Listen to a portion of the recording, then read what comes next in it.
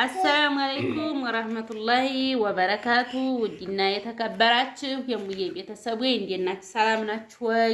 እኔ አላህ አልሐምዱሊላህ። እንዲሁም ክርስቲያን ወገኖች ሰላም ብያችኋለሁ። እንግዲህ በሙና ኢማን ቤት እያልኩ የሙዬ ቤተሰብ እያልኩ ነው የመጣሁት። እንግዲህ አይጀማቻለሁኝ ሙና ኢማን ሰልሟት።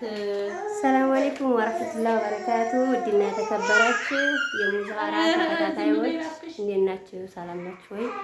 የረመዳን ስራ እንዴት እያደረጋችሁ ነው? ዛሬም በድጋሚ እንግዲህ ከሙዛራ ቤት ሂጄ ይኸው ብቅ ብለናል እና እንዴት ናችሁ? እናም እንግዲህ የሙዬ ቤት የሰው የሆናችሁ ያው ብዙ እናወራል ብዬ ነበረ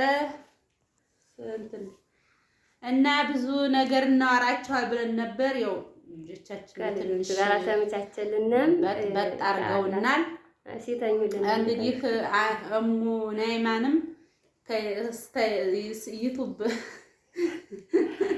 ራሱን ማዋጋው ጠፋኝ ማለት ልጆች ምናራን ልባችንን ዝርቅ ነው የሚያደርጉትና በዩቲዩብ ዙሪያ ስታዩ እንዴት ምን ይመስልሻል? ያኔ ስታዩ ይመቻል? እንዴት ነው ያክማል? ምንድን ነው ዩቲዩብ እንግዲህ እንደነገርሽኝ ስትከፍችልኝ እንደነገርሽኝ ነው። አድካሚ ነው፣ ግን ትዕግስት ያስፈልጋል። አንድ ነገር ለማሳካት ያው ሶብር ግድ ነው። ይዣለሁ መታገል ይዘሻል፣ ትግል ይዣለሁ፣ ትግል ይዘሻል። አብሽሪ ጠንክሪ። የሙዬ ቤተሰብ የሆናችሁ እሙ ናይማ ብላችሁ ሰብስክራይብ አድርጓት። 1000 ትሙላና እስቲ ደግሞ ሞኔታይዝ ሆና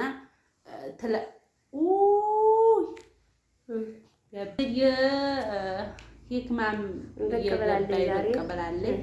እንግዲህ ኢንሻአላህ ከፍ ሲሉ አንዲት እህቴ ልጅን እንግዲህ ሂክማ ጋር እንዲሆን እሰራለሁ ብዬ ቪዲዮ በለቀኩ እንዲህ ስትለኝ ልጅሽን ሶሻል ሚዲያ እንዲያታዋጭ ብለመታኝ እጅግ እውነት ለመናገር ዩቲዩብ ብዙ ነገር ያስተምራችኋል።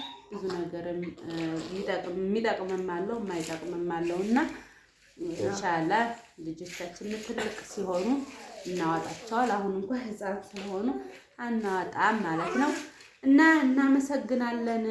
ያው ብዙ ልናዋጋ ነበረ ጠፋን።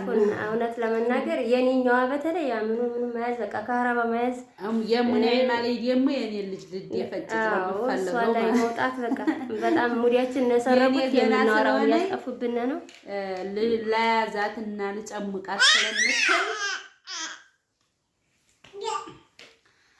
እና የምናወራውም እንደውም ምን ወሬ አትችልም ወሬ አታውቂም እያላችሁ ነበር። የብሱን ተደገመብን ማለት ነው። እና ሰላም አለይኩም ወራህመቱላሂ ወበረካቱ።